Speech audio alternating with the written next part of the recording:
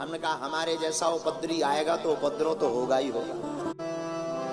राम चरित्र सुनवे को रसिया, राम सीता। इस दुनिया में बेहतरीन श्रोता अगर कोई है वो एक, और कोई पूछे कि बहुत अच्छा कोई वक्ता, दुनिया का सबसे बेहतरीन वक्ता अगर कोई हुआ वो भी एक। रामचंद्र गुण बरने लागा, सुनते सीता कर दुख भागा, सुनते सीता कर दुख भागा। सुंदर कांड कहता है दुनिया का सबसे बेहतरीन वक्ता है तो वो एक ही है।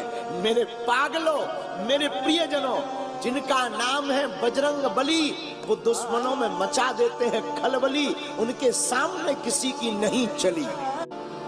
बजरंग बली ऐसे वीर हनुमान, अनंत बलवंत परम संत भगवंत हमारे प्रिय।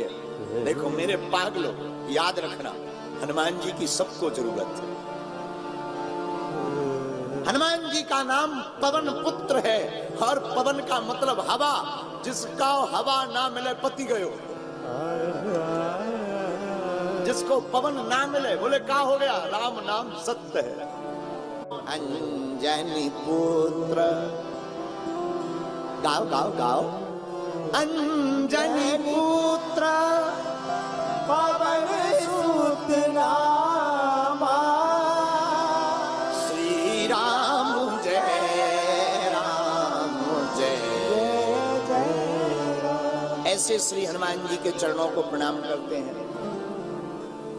द्वारकानुनाथ के चरणों को प्रणाम करते हैं, दादा सोमनाथ को प्रणाम करते हैं।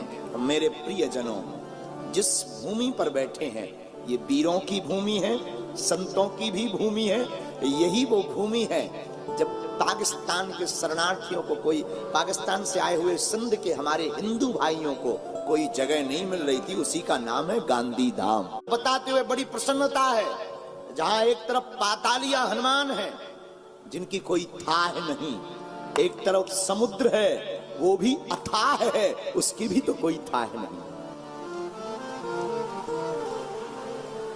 ऐसे पावन क्षेत्र की भूमि पर गांधीधाम, कच्छ, गुजरात के अंतर्गत गांधीधाम।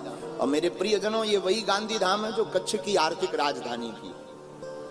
आर्थिक राजधानी कहा जाए तो बुरा नहीं, जहां खूब धनपति विराजमान, और होना भी चाहिए, भगवान की कृपा खूब होनी चाहिए। ऐसी पावन भूमि जहां भारेश्वर महादेव भी है। ये ब्राह्मणों के चरणों को प्रणाम करते हैं। एवं तीनों पंडालों में आज बरसात हो गई, बैठने की बड़ी असुविधा है।